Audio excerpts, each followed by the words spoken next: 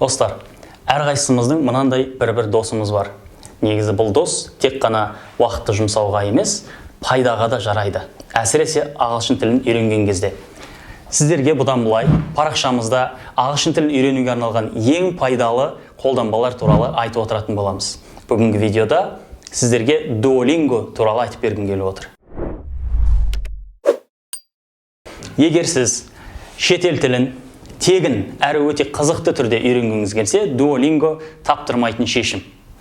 Тапсырмалар оңайдан бастап қиындай береді. Тапсырмалар ойын түрінде беріледі. Ешқандай ереже, кесте жаттау қажет емес, сөйлемдердің мағынасын аудармасы арқылы түсіне беруіңізге болады.